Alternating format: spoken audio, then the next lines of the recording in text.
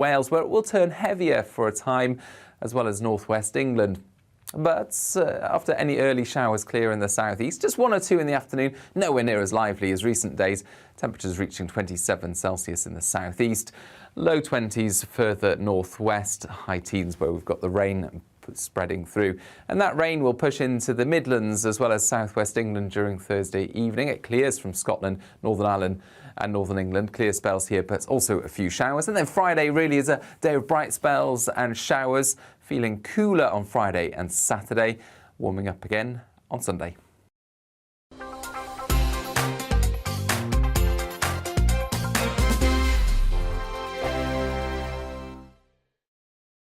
Join my show Farage, 7 p.m. till 8 p.m. Monday through Thursday. And there you will get opinion, analysis, debate, and I'll cover stories that nobody else dares to touch. You've been cancelled. Join the club. Oh my goodness me. And then for the last 15 minutes, talking pints. We're over a drink. We have a civilised conversation with someone. We very often disagree, but we do it in a grown-up way. Come and join me on Farage.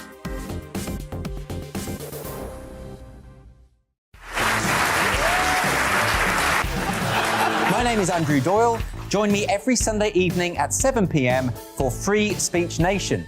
This is a show where we address current affairs and news stories of the week with the help of 2 wonderful comedian panellists. I brought in comics because I want to give it a lighter edge, and also they work for less. See you there.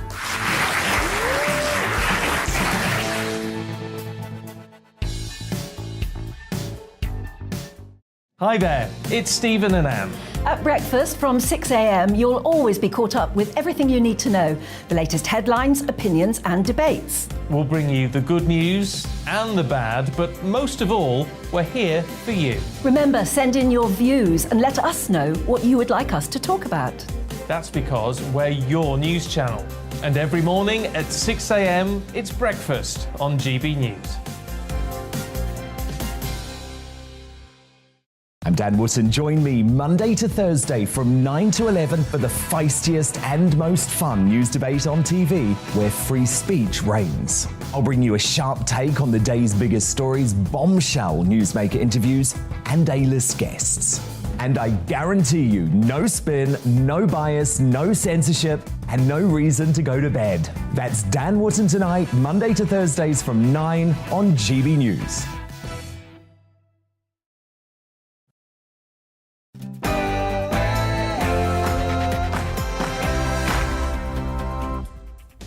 Hello and welcome to the briefing this afternoon. I'm Tom Harwood and here is what's coming up over the next hour. Conservative leadership candidates Liz Truss and Rishi Sunak have been battling it out today in Belfast, where they have been attempting to win over party members. We'll be getting reaction on this, and I'll be speaking with GB News Home Affairs and Security Editor Mark White on the very concerning developments in the English Channel as the migrant crisis intensifies. Britain's rate of inflation has surged to a 40-year high as well, heaping yet more pain on cash-strapped households as the cost of living crisis deepens. We'll be getting reaction on this. And through it all, give me your political briefing. Send in your views and opinions by emailing gbviews@gbnews.uk or tweet me at gbnews.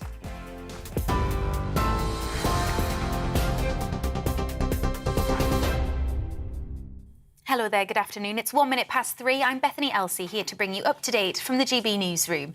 Inflation is rising at its fastest pace in 40 years as the Consumer Price Index reaches double figures. It rose to 10.1% in July from 9.4% in June. It's understood rising food prices have made the biggest impact. It's as the latest figures show wages are falling at their fastest rate since records began. Speaking after the latest hustings event in Northern Ireland, the Tory leadership candidates Rishi Sunak and Liz Truss had their say on the latest figures. Well, today's inflation figures show how serious the situation is. Inflation is the enemy. It makes everyone poorer, it destroys jobs, it eats into people's pensions and savings, and it pushes up mortgage rates. As I've consistently said, inflation is the greatest challenge facing the new Prime Minister. Now, I have the right plan to get a grip of inflation, to support the people who most need our help with the cost of living, and to grow our economy so that we never have to deal with this again. What I'm not going to do on this show is predict a future budget, but what I can assure people is this is an urgent issue and I will make sure it's dealt with. Ultimately, I want a high-wage, high-growth economy. The fact is we've had 2 decades of low growth in this country. I will not continue with business as usual. I will be bold in making the change we need to help people right across our country. Tory leadership candidates Liz Truss and Rishi Sunak speaking there. In other news, an elderly man who was stabbed to death while riding a mobility scooter has been named. Police are describing the attack on 87-year-old Thomas O'Halloran as a shocking act of unprovoked violence. Detectives have released images of a man fleeing the scene armed with a knife, who they want to identify and speak to as a matter of urgency. He's described as wearing a grey shorts, a dark T-shirt and white baseball cap. Former Labour MP Stephen Pound told GB News the victim was well known to the community. A real character, a real local character. He used to be outside Greenford Station playing the accordion, sometimes and occasionally a harmonica, but usually an accordion. And he was absolutely, you see the smile on the face of him. He was a sweet, sweet, lovely man. The brutality, the cruelty, or the apparent random nastiness and the evil of his death actually really is corrosive to us. And it's going to take a while for us to recover. Survivors of the infected blood scandal will be given £100,000 in compensation, the government has announced. It's the first time that victims will receive payments after 4 decades of campaigning.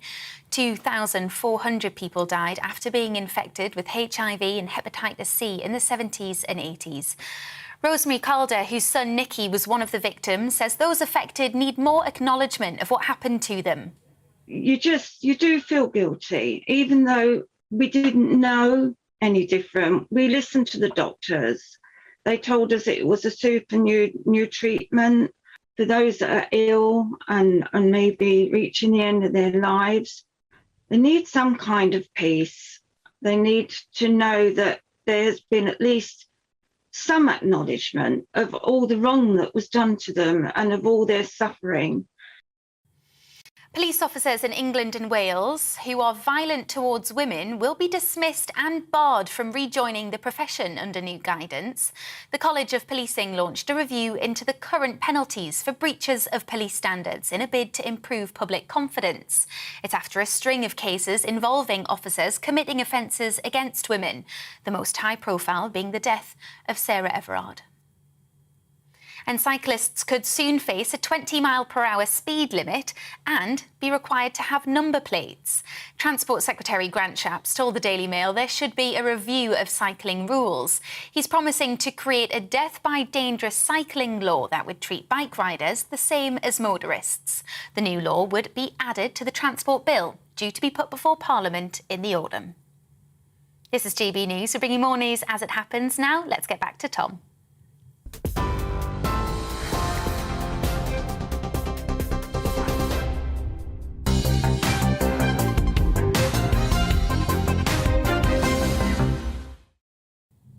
A very good afternoon to you. Now, in the past hour, Liz Truss and Rishi Sunak have finished their latest hustings with Tory members in the race to be next Prime Minister, of course. They were questioned on the cost of living, on net zero goals, on social care and on relations with China and, of course, on power sharing and the Northern Ireland Protocol. This hustings being in Belfast, of course.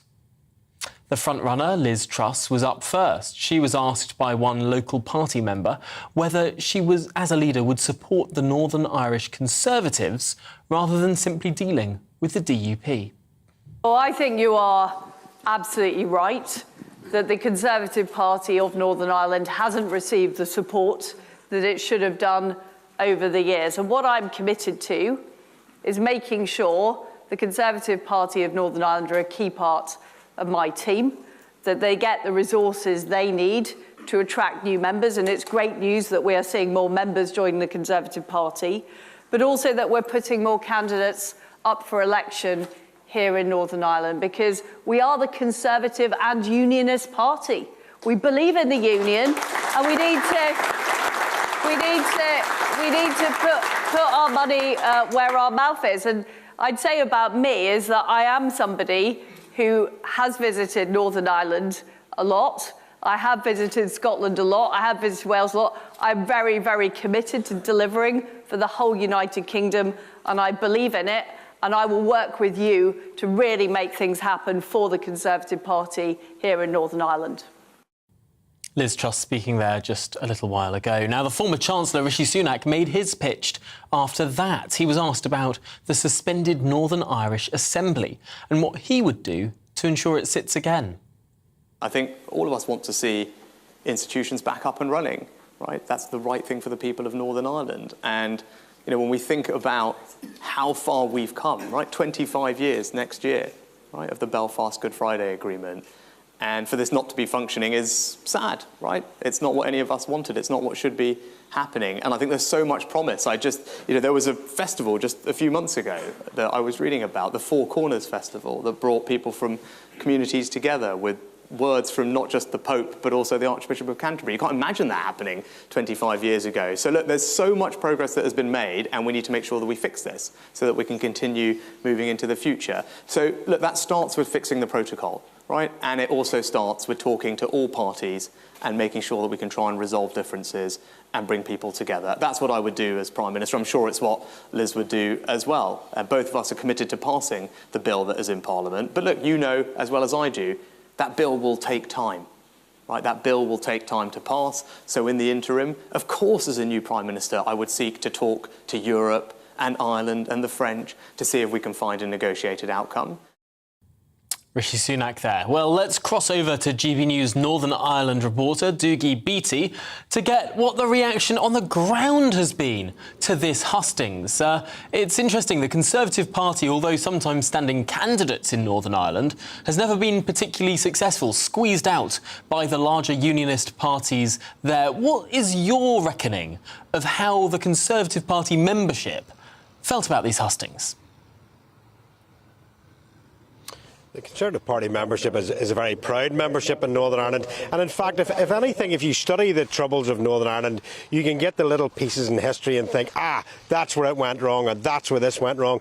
And I have studied Irish politics for many, many years. And to me, that is one of the places where it went wrong, when you had the Conservative and Unionist Party, and you had men on the Shankill Road that were ironmongers and real hard workers voting for the Tories, and you had people in the SDLP, the Labour Party, people voting for them that were lawyers and solicitors. And that's where really at that part where politics in Northern Ireland divide off into green and orange issues. It might be said if it was kept with the rest of the United Kingdom, with Labour and Tories, that it might be a different place altogether. But yes, they are very important in Northern Ireland because they can influence in Westminster, but they have no power here as such. They don't even have councillors here. The Alliance Party have sort of come through the middle in that and took that middle liberal ground. And the Ulster Unionists, of course, are the centre sort of right party. Well, they try to sit centre right in and amongst where the Tories would be. But yes, Liz Truss and Rishi Sunak both playing to their crowd here. They're both looking for votes. What did the people of Northern Ireland think of it? Maybe not an awful lot, but they need to, because there's a huge public sector in Northern Ireland. And of course, she is talking about cutting the public sector. It's interesting listening to one of Liz Truss's responses in the Q&A that followed her opening gambit. A member of the audience brought up the thorny issue of abortion and abortion rights in Northern Ireland, something that was imposed upon the province by Westminster, asking if she would repeal that or at the very least give it back to devolution. Liz Truss gave an answer that perhaps surprisingly got a round of applause from the audience. She said she believes in a United Kingdom and in one policy on abortion across the United Kingdom, so wouldn't seek to change that. How do you think that will have gone down?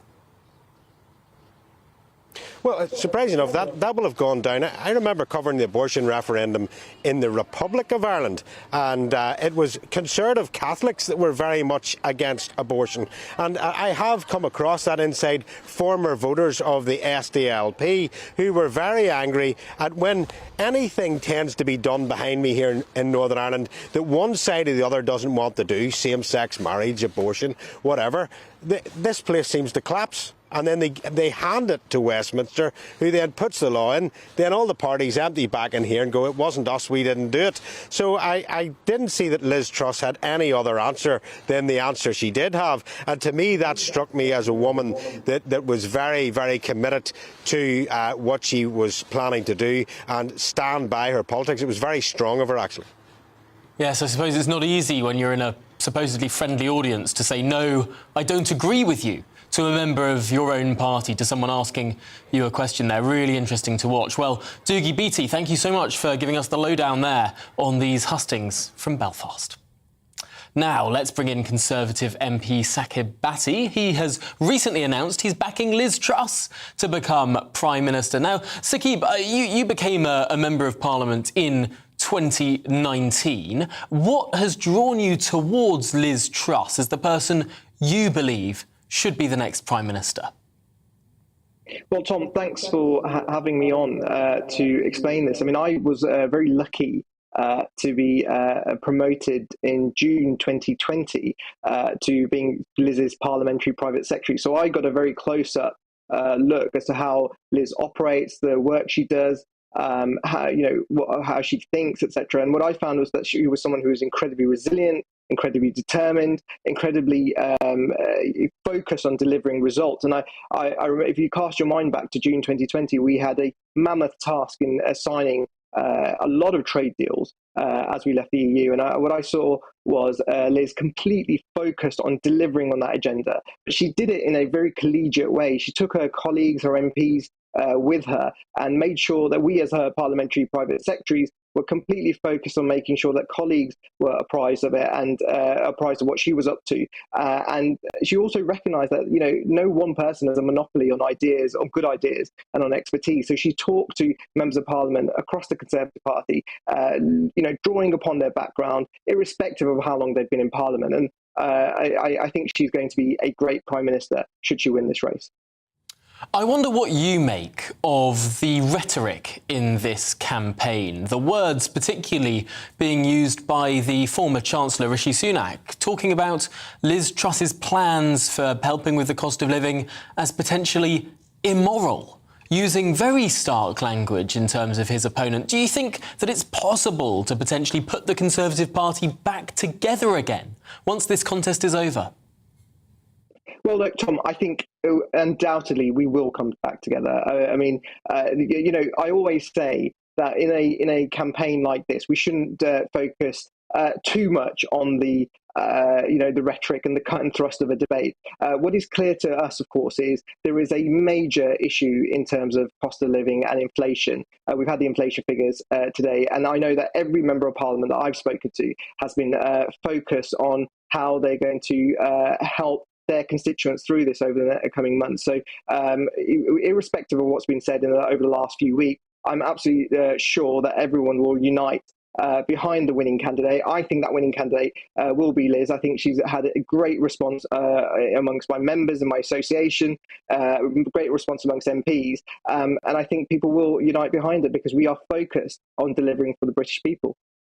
Now, I think we should turn our attention to what appeared on the front page of The Guardian newspaper this morning. A leaked recording of Liz Truss, albeit from half a decade ago when she was Chief Secretary to the Treasury, talking about the productivity problem in this country, referring to the fact that potentially people in the United Kingdom, outside of some of the big cities, needed a bit more graft. Was that a wise set of comments? And frankly, do you agree?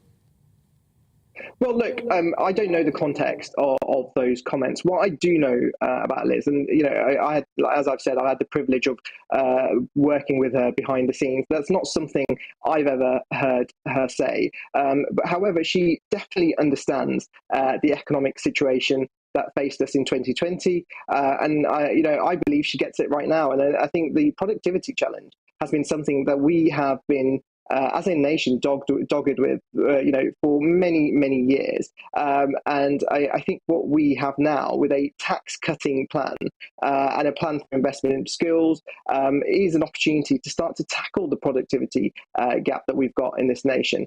Because I think our best years are ahead of us. And hopefully they will be under the leadership of Liz Truss.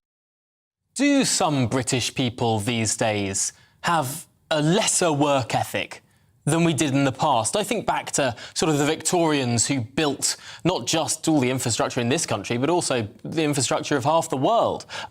Do we now look at the way that the world is? We look at countries that are now booming and growing and becoming the burgeoning superpowers and looking at their work ethic, and then looking at the United Kingdom and sort of how people might approach work, the kind of people who would often say, I remember in the Brexit debates, there are lots of people on the Remain side of the argument who would say, oh, no British person would ever choose to pick fruit in a field, that we'd have to rely on migrant labour for that. Does that show something potentially intrinsic about our modern British sensibilities that might be, frankly, not showing enough graft?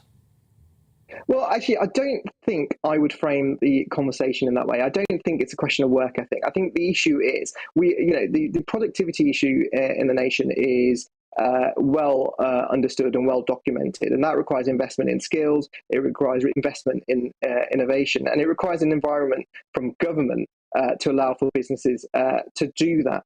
So for me, it's really about making sure, and I heard Liz talk about this in the Belfast hustings, actually, where she mentioned the fact that actually there's a lot of people who are out of work who could be in work, and yet we have a massive skill shortage. So I think the big challenge for the government in the medium to long term is to try and resolve that and try to address the productivity gap, but also get people into work and incentivize people into work, because I think businesses need that. And unfortunately, coming back to inflation, when you have that shortage, there's obviously a push effect on in inflation, which affects businesses up and down the country. No, really interesting stuff there. We'll have to see if she does become Prime Minister on the 6th of September, just how she grapples with all of these various challenges. Certainly a challenging time for whoever does win this contest. For now, Saqib Bhatti, of course, Conservative MP for Meriden, thank you very much for joining us here on The Briefing this afternoon. And as a reminder, GB News will be hosting our own Conservative leadership hustings live from Manchester this Friday evening. You can watch or listen live on television and on the radio from 7 to 9 p.m. on Friday exclusively on GB News. Now, moving on, GB News has witnessed the cat-and-mouse tactics between the French police and Channel migrants as authorities face an almost impossible task of mounting effective patrols over many miles of the French coastline. Over days of filming, our team saw police using beach buggies to intercept groups of migrants before dispersing them with tear gas. But the criminal gangs are simply regrouping and making a dash for the sea again. The second the police move off to chase other groups of migrants further back down the beach. Well, our Home and Security editor Mark White is here with us to talk through some of the footage that the team has gathered. Mark, this is a pretty extraordinary set of situations where you're seeing police chase people only to then have them run back again. What's going on? Yeah, well, I mean, of course, we're so used to seeing the images from this side of the channel of these boats arriving and then the people on board the boats being taken to Dover Harbour. But we wanted to get across the other side of the channel to show what is happening on that side of the channel. You can see these images here of a group of migrants making it to the sea to begin their crossing of the English Channel, and these extraordinary images brought to you by our drone as well that was up above them as they were pushing out into the English Channel with straddlers behind as well, struggling to keep up with that boat as it started to gain speed and get into the channel proper. And of course, they know that once they get into open water, if they make it off the shore, then the French authorities won't try to turn them back for fear of perhaps capsizing that vessel, and they'll just escort them across into UK waters. As infuriating as that clearly is, that is what is happening day in, day out. So we're at 20,500 people who've crossed so far this year, Tom. And one of the important things for us to capture while we were there were these images. Now, this shows, from our perspective, that the police, the French police, are attempting to try to move the migrants on. They've been using these beach buggies that we've seen that race up to the migrants who appear every now and again from the dunes, looking to see if the coast is clear before they're then attempting to get off the dunes with their boats and down towards the sea. But you can see the French police buggy arriving there, and soon after, the French police are firing tear gas at the migrants there to disperse them. But what's happening, Tom, is that although they are dispersing, the fact is there are many, many miles of beaches in northwestern France for the police to patrol, and they can't actually mount an effective patrol along the whole of that coastline. So when they dash off in their buggies to intercept another group of gang leaders, regroup and take the boat out, and, you know, they may have a few attempts at it, but eventually they get into the water like this and across the channel.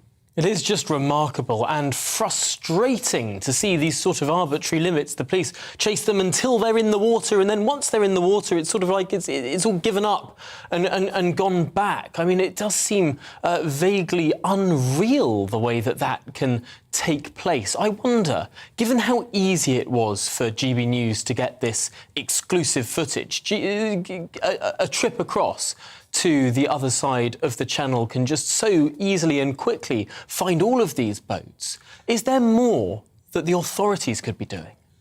Well, I think there's always more that they could do, but it requires money. As I say, when you've got many, many miles of beaches to protect, the French will argue that to do that effectively, they need some help with supplementing the number of police officers there, and that requires money to be able to do that. That's why, controversially, of course, we've seen £50 million 1 year, even more the next year, given by Priti Patel to the French authorities. It's all part and parcel of what they're doing, and people will still argue, perhaps perfectly legitimately, that even although that is happening, it's not effective. And it's not. We know that because the vast majority of these boats, even if they have to try more than once, they eventually get across. More than 20,000, as I say, so far this year. And the evidence on the French side of the channel is everywhere. We filmed and saw clothes and other items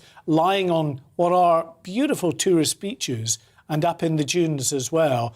Life jackets not even hidden in the dunes, just lying out there dozens at a time, waiting for the migrants to grab them when they next run to the beach.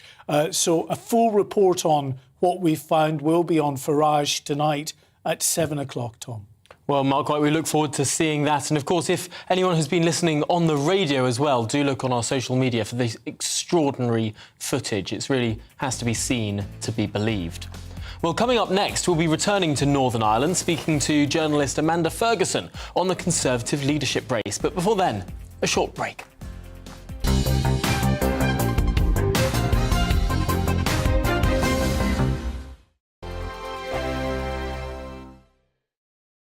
Join my show Farage, 7 p.m. till 8 p.m. Monday through Thursday. And there you will get opinion, analysis, debate, and I'll cover stories that nobody else dares to touch. You've been cancelled. Join the club. Oh, my goodness me. And then for the last 15 minutes, talking pints. We're over a drink. We have a civilised conversation with someone. We very often disagree, but we do it in a grown-up way. Come and join me on Farage.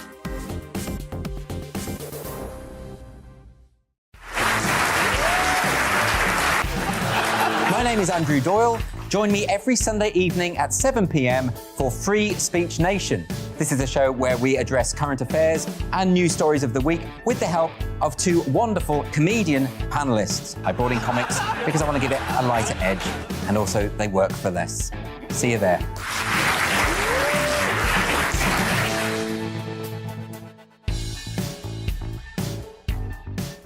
Hi there, it's Stephen and Anne. At breakfast from 6 a.m, you'll always be caught up with everything you need to know, the latest headlines, opinions and debates. We'll bring you the good news and the bad, but most of all, we're here for you. Remember, send in your views and let us know what you would like us to talk about. That's because we're your news channel. And every morning at 6 a.m, it's breakfast on GB News. I'm Dan Wootton. Join me Monday to Thursday from 9 to 11 for the feistiest and most fun news debate on TV, where free speech reigns. I'll bring you a sharp take on the day's biggest stories, bombshell newsmaker interviews, and A-list guests. And I guarantee you, no spin, no bias, no censorship, and no reason to go to bed. That's Dan Wootton Tonight, Monday to Thursdays from 9 on GB News. Join me, Darren Grimes, for Real Britain every Saturday and Sunday from 2 p.m. A news hour that comes with a trigger warning. Scorching hot opinion with prominent guests saying the unsayable and a little bit of weekend fun thrown in. Unlike other broadcasters, I won't be forgetting what the B in our name stands for. So howie in for Real Britain Saturday and Sunday from 2 p.m.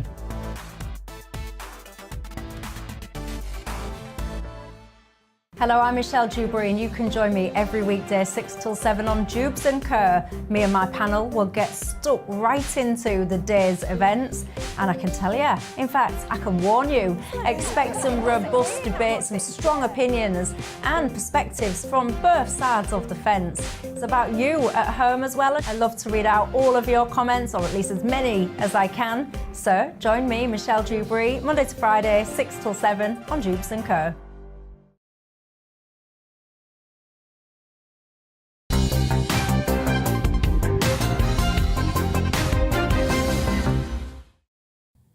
Welcome back to the programme. Now let's return to the Conservative leadership contest and speak to the Northern Ireland-based journalist Amanda Ferguson.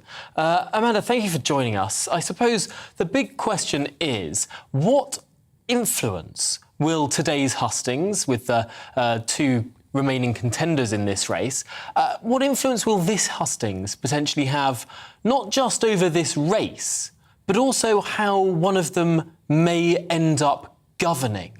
Northern Ireland is obviously becoming a fairly big and important issue given the relationship with the European Union and the consequences for trade. Will this have left a marked impression? Well, there are around 600 Northern Ireland Conservatives in this jurisdiction, so it's a small interest. Northern Ireland doesn't tend to vote for the Conservative Party. The official that represents the party in Northern Ireland will be Shailesh Farah, the Secretary of State.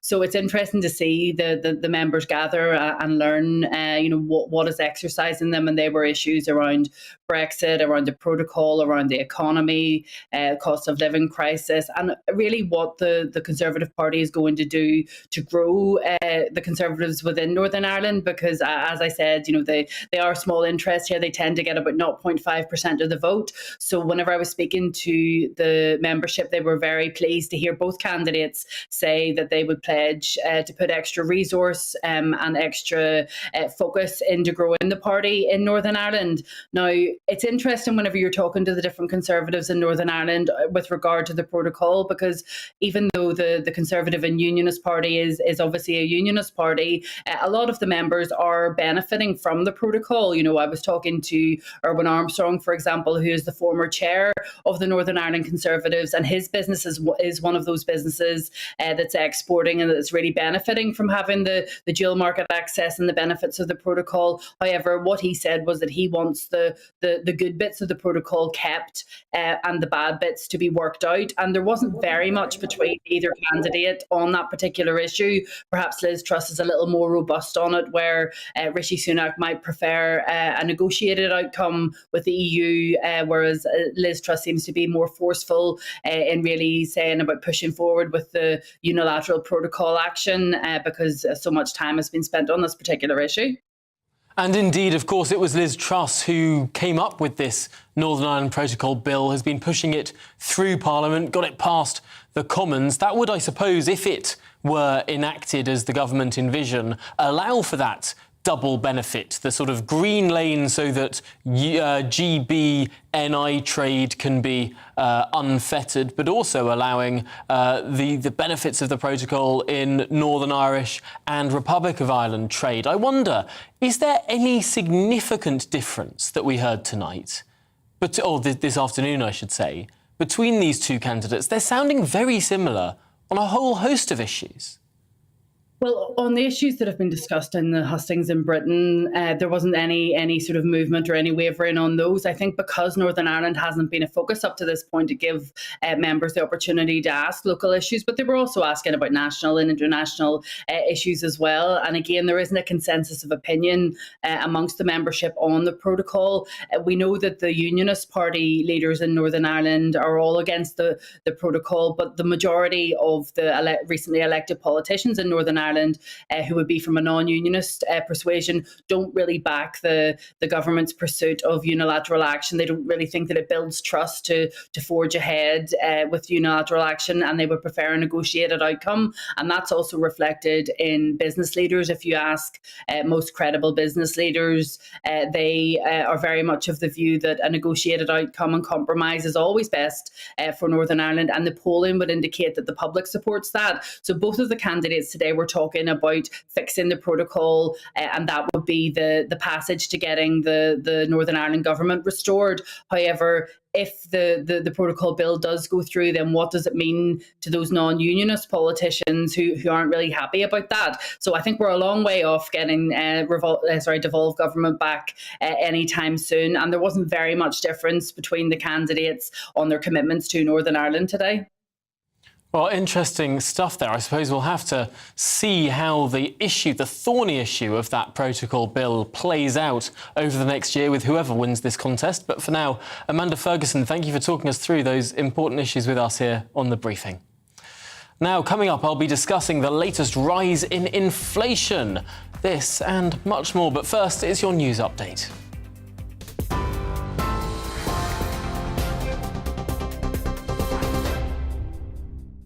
Hello there, good afternoon. It's 3:34. I'm Bethany Elsey, here to bring you up to date from the GB newsroom. Inflation is rising at its fastest pace in 40 years as the Consumer Price Index reaches double figures. It rose to 10.1% in July from 9.4% in June. It's understood rising food prices have made the biggest impact. It's as the latest figures show wages are falling at their fastest rate since records began. An 87-year-old man who was stabbed to death while riding a mobility scooter has been named. Police have described the attack on Thomas O'Halloran as a shocking act of unprovoked violence. Detectives have released images of a man fleeing the scene armed with a knife that they want to identify and speak to. Former Labour MP Stephen Pound told GB News Mr O'Halloran was well known in the community. A real character, a real local character. He used to be outside Greenford Station playing the accordion, sometimes occasionally a harmonica, but usually an accordion. And he was absolutely, you see the smile on the face of him. He was a sweet, sweet, lovely man. The brutality, the cruelty, or the apparent random nastiness and the evil of his death actually really is corrosive to us. And it's going to take a while for us to recover.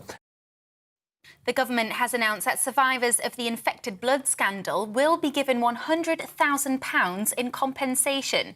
It's the first time the victims will receive payments after 4 decades of campaigning. 2,400 people died after being infected with HIV and hepatitis C in the 70s and 80s. You're watching GB News on TV, online and DAB+ radio. We'll get back to Tom and the briefing in just a moment.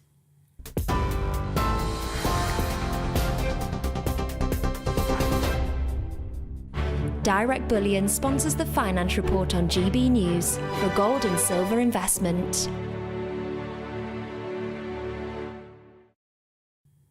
But first, here's a quick snapshot of today's markets. The pound will buy you $1.21 and 1.19 euros. And the price of gold currently stands at £1,463 and 50 pence per ounce. Direct Bullion sponsors the Finance Report on GB News for gold and silver investment.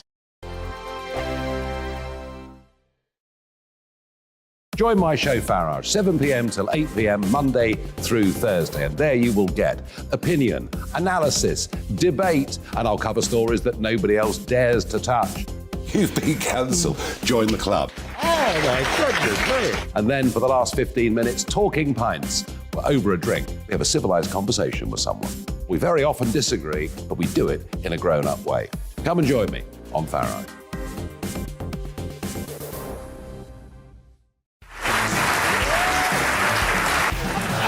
My name is Andrew Doyle. Join me every Sunday evening at 7 p.m. for Free Speech Nation. This is a show where we address current affairs and news stories of the week with the help of two wonderful comedian panellists. I brought in comics because I want to give it a lighter edge, and also they work for less. See you there.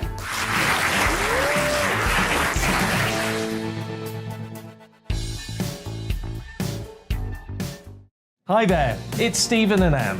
At breakfast from 6 a.m, you'll always be caught up with everything you need to know, the latest headlines, opinions and debates. We'll bring you the good news and the bad, but most of all, we're here for you. Remember, send in your views and let us know what you would like us to talk about. That's because we're your news channel. And every morning at 6 a.m, it's breakfast on GB News.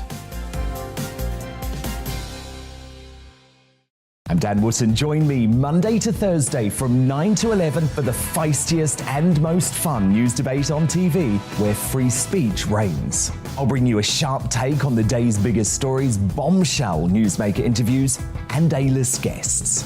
And I guarantee you, no spin, no bias, no censorship, and no reason to go to bed. That's Dan Wootton Tonight, Monday to Thursdays from 9 on GB News.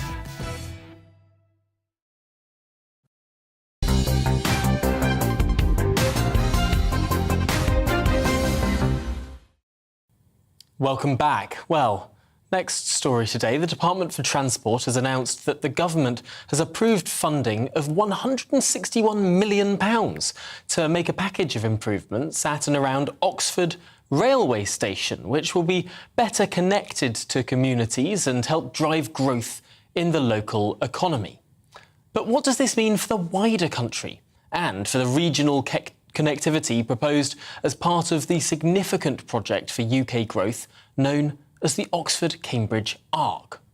Well, I'm delighted to be joined in the studio by Sarah Haywood. She's the Managing Director at Advanced Oxford, a group of senior industry figures working to support long-term development in the region. And I suppose the big question that comes off the back of this investment, significant investment, £161 million in Oxford Station, does this then flow into some of these wider projects that we've been hearing may or may not be happening about connecting up the wider region? Absolutely. Development of the station is absolutely critical to support connectivity across the whole of Oxfordshire and actually beyond into the wider region, and particularly into the area that we refer to as the Oxford-Cambridge Arc and the connectivity across that really important corridor, which is essential in terms of science and technology and innovation activity. And for people who haven't heard of what the Oxford-Cambridge Arc is before, this proposal of that sort of, I suppose, arc of connectivity between those two very important clusters of research and growth, what exactly is the promise that the Arc could deliver to the United Kingdom? Well, of course, everyone will know about Oxford and Cambridge from their universities. They will know about them as centres of excellence for research across a whole range of different sectors and technologies. The issue really is that there's lots of activity that lies in between those 2 points, including many strong universities and universities that are absolutely pivotal in providing skills into the labour market around that science and technology. But the fact is that the connectivity and the infrastructure connectivity, particularly around transport, has been poor and has been for an incredibly long time. So if you want to go between these two important nodes that link up the top part of what we refer to as the Golden Triangle, which is an area of really intense research capability that incorporates London as well. You have to bounce through London. It's very, very difficult to get between those 2 points. And that hampers the flow of skills, it hampers collaboration potential, and it really doesn't capitalise on these nodes that we've got in between that could really be part of this engine for growth. It's really interesting looking at some of these really intense scientific research areas of the world, particularly potentially Boston in the United States of America, that has created the most extraordinary growth potential, everything from robotics to bionics to everything else. It seems like potentially Oxford and Cambridge, the UK equivalents to those American universities in Boston, have been held back a little bit. There's zero available lab space now in Cambridge. Could the ARC be something that opens that up? You're absolutely right. This is a real problem. This problem of availability of lab space does not only exist in Cambridge, it exists in Oxford and Oxfordshire as well, the area that I know very well and work with. We have a real problem. We have issues around where companies particularly will grow. So we have a very, very vibrant community of startups coming out of not just those two universities, but many others. But as those companies are invested into and grow very rapidly, they quickly expand out of the startup labs that they're using, and they need places to go. That doesn't necessarily need to be in the cities of Oxford or the cities of Cambridge. And in fact, as companies start to move into manufacturing activity and production type of activities, often there are very strong arguments for placing those elsewhere. And so the linkage across provides opportunity for those communities to expand out into new areas, to join up with places like Milton Keynes, that itself has quite a strong and growing community of science and technology and is really important in areas such as motorsport, and then also to link into other parts of the UK. So the type of investment that we're talking about today in terms of investment into Oxford Station, it might seem like a small and geographically focused activity, but the knock-on effects and the additionality that you get from that in terms of opening up the connectivity into other areas and other parts of the UK is absolutely essential. So some people who might be thinking, how dare the government be putting all this money into what is frankly the southeast of England? Actually, this is potentially about opening up the southeast of England to connect to other parts of the country and expand that growth. You're absolutely right. And it is absolutely a mistake to think that the benefits of the science and technology activity that start in places like Oxford and Cambridge and London remain there.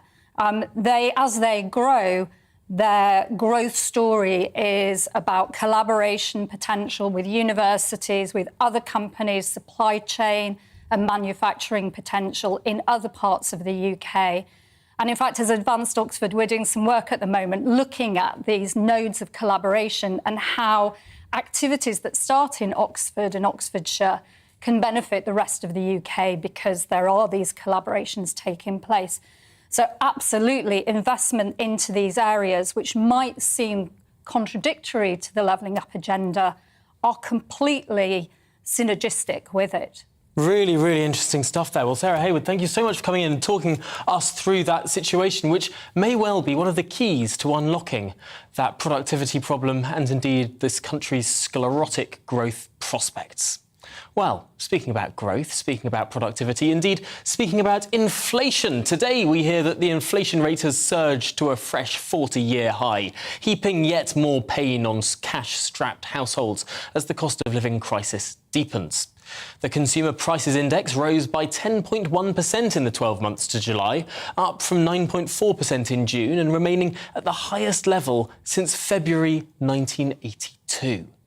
Increased food costs were the biggest driver now, and the latest hike, with annual inflation for these items now running at 12.7%, up from 9.8% in June, fuelled largely by price rises for basics such as bread, milk, cheese and eggs. Well, let's speak now to Andy Meyer from the Institute of Economic Affairs, who can join me to discuss this. And I suppose, Andy, people disagree over the causes of this inflation because clearly when it comes to food, there's been an issue with grain exports from Ukraine. That's affecting cereals, that's affecting bread, that's affecting beer. But also we know that the whole global economy waking itself up from its frozen state out of lockdown has had supply chain issues. And then on top of that, there are also people who argue that the quantitative easing that has helped fund the sort of big government spending programmes from furlough through to everything else over the last few years have pumped up the money supply as well. In your view, which of these is the most important in terms of feeding in to the inflation we're now seeing? Well, fundamentally, Tom, you've covered the basis there. Quantitative easing affects the overall rate of inflation, so it increases the ticket price of everything. The two major elements that then decide where that money is allocated are the pandemic return and the war in Ukraine. And yes, they do impact food prices, but don't forget that the fundamental item that's going up in price is fossil fuels.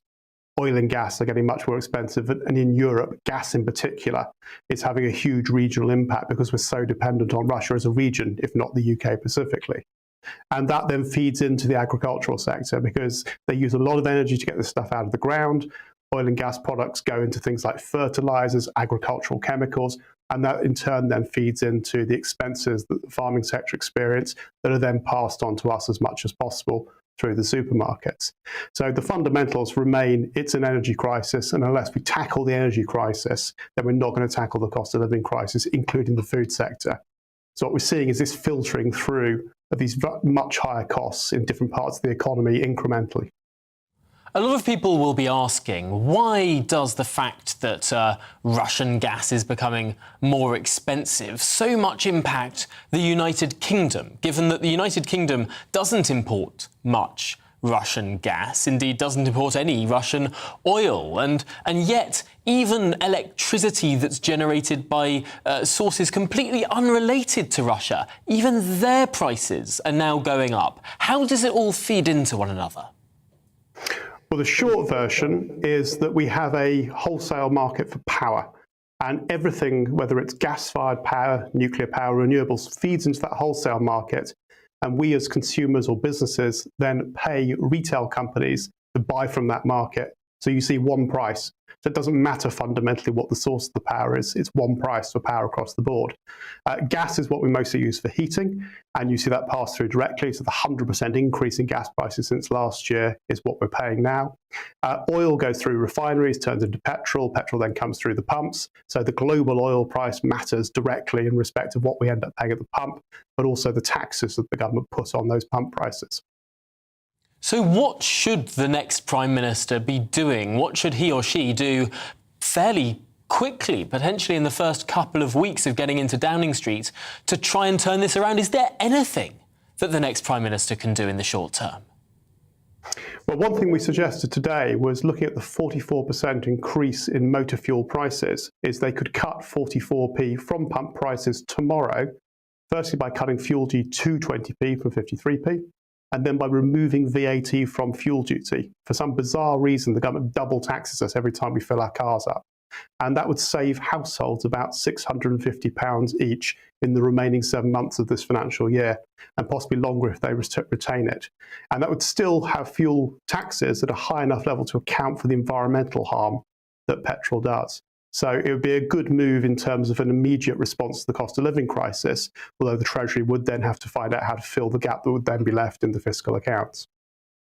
Really interesting how I'm always fascinated by just what percentage of the fuel that's put into cars is actually taxed. Almost half of it is actually taxed. There's, I suppose, quite a lot of room for the government to move there. Well, Andy Meyer, thank you so much for talking us through those issues. Really, really interesting stuff. Let's hope someone from the next administration may have been listening. Well, next, since this afternoon's hustings, both Rishi Sunak and Liz Truss have been speaking to broadcasters about today's inflation figures showing a 40-year high. Let's have a listen. Well, today's inflation figures show how serious the situation is. Inflation is the enemy. It makes everyone poorer, it destroys jobs, it eats into people's pensions and savings, and it pushes up mortgage rates. As I've consistently said, inflation is the greatest challenge facing the new Prime Minister. Now, I have the right plan to get a grip of inflation, to support the people who most need our help with the cost of living, and to grow our economy so that we never have to deal with this again. But what we know is inflation has been caused by a global price shock after COVID. So what I would do is immediately reduce taxes, reversing the NI increase, having a moratorium on the green energy levy to save people money on their fuel bills, and deal with the supply problem. See, what we need to use more gas from our own resources here in this country, and we need to fix the energy problem by increasing supply. Now, what I'm not going to do on this show is predict a future budget, but what I can assure people is this is an urgent issue and I will make sure it's dealt with. Liz Truss speaking there, and slightly before that, Rishi Sunak. Well, let's bring in now Garrett Cassidy. He's the Vice President of Financial Products at Monese, which is an online banking service. And I suppose, Garrett, the first question that we need to dive into is just how are people struggling right now? You clearly at Monese have been seeing people going through pretty tough times. What are the biggest issues facing people as we get through this summer and head into a pretty difficult winter? I mean, the key one is what's already been covered is the increasing costs. I mean, it's now feeding through to core costs around food and things like that. And it's an energy with the upcoming further increase in the energy cap. So, it's now around how do people actually manage their the money they have and actually get it to go as far as they can. Managing, budgeting, really carefully allocating their money so that they can get the essentials. I mean, that's, it's tough and it's hard, and it's actually just helping people to do that. And I suppose when we're looking at this issue, there are two sides to the coin. There's potentially what the government should or could be doing, but also what us as individuals could be doing ourselves. And I suppose at the end of the day, it's got to be a bit of both. What are the big recommendations that you might have for, frankly, both individuals, but also the government? I mean, government, we've heard some of the things around taxes and helping put money into people's pockets. I think in terms of individuals, it is really that simple one of obviously looking to see where you can save, switching utilities where you can, but importantly, things like getting onto direct debit plans versus, prepaid meters if you can, because they're cheaper. But budgeting becomes more and more important. So really taking simple steps to understand spending, potentially using what's called jam jar budgeting to kind of put money aside. That's actually driving a higher use of cash, as the post office would have highlighted, 2 weeks ago, but it can be done digitally as well. But I think a really important one is really watching carefully your credit score, your payments, and if you're worried about things, get in touch with your bank, get in touch with your provider, because they have approaches and they have things to do, and burying your head in the sand is never actually the best answer, because you'll be worrying about something, but your bank on your loan may actually be able to help you before you actually get in trouble. And I mean, that is a really key thing, is just, manage it and talk to people. Really, really important words there. I know how tempting it can be just to sort of put your head in the sand, close your ears and pretend it's not all happening. But really good to know that there are those services available, that banks are there to help if people get into problems. Well, Garrett Cassidy, thank you so much for talking us through those issues, how individuals might be able to respond to this. Of course, it's up to us, not just the state. Well, that's it for today. You've been watching The Briefing with me, Tom Harwood. I'll be back at 9:30 every weekday. And, of course, while Darren McCaffrey's away, the 3 p.m. show as well. Up next, it's Colin Brazier. But for now, I'll leave you with the weather forecast. Hello again, I'm Aidan McGivern from the Met Office. Intense thunderstorms are now occurring across parts of southern England, mainly the far southeast. It is much drier and brighter now elsewhere as a ridge of high pressure moves into Scotland, Northern Ireland, northern England. But for the southern half of the UK, a lot of cloud remains. Some showers remain, but the most intense thunderstorms are mainly affecting the far south and southeast, where there is the risk of flooding. There's the risk of very difficult driving conditions with frequent flashes of lightning, an awful lot of rainfall in a short space of time, and some hail.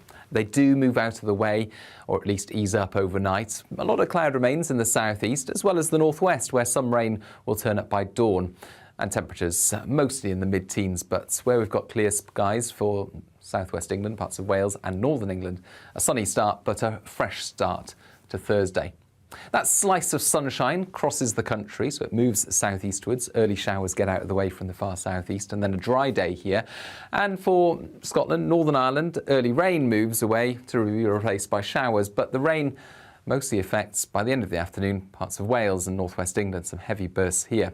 20 Celsius under the rain in the northwest, but I think still the potential for mid-20s towards the southeast with some sunshine in the afternoon. Those outbreaks of rain transfer southeastwards through the night, so that by dawn on Friday it's showers again affecting East Anglia in the southeast, although not as heavy as today's. And it's another warm night, 19 Celsius in the southeast, but much fresher for Scotland, Northern Ireland, Northern and Western England and Wales. Plenty of sunshine here first thing Friday. Further showers arrive into Scotland, Northern Ireland, northwest England. Early showers move out of the way from the southeast, and then a sunny day to come here. And on Saturday, we'll see more sunshine, especially at first, before further showers and a keen breeze in the north.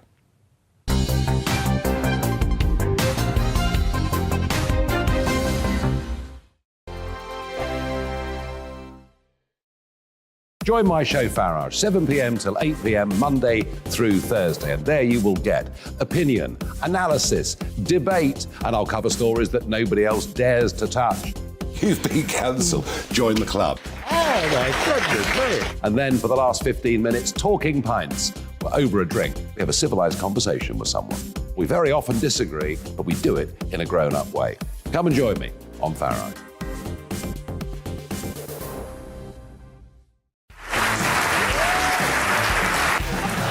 My name is Andrew Doyle. Join me every Sunday evening at 7 p.m. for Free Speech Nation.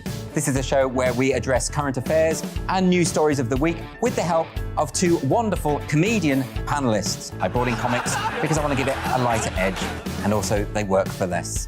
See you there.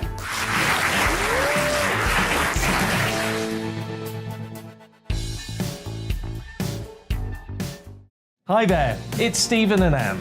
At breakfast from 6 a.m, you'll always be caught up with everything you need to know, the latest headlines, opinions and debates. We'll bring you the good news and the bad, but most of all, we're here for you. Remember, send in your views and let us know what you would like us to talk about. That's because we're your news channel. And every morning at 6 a.m, it's breakfast on GB News.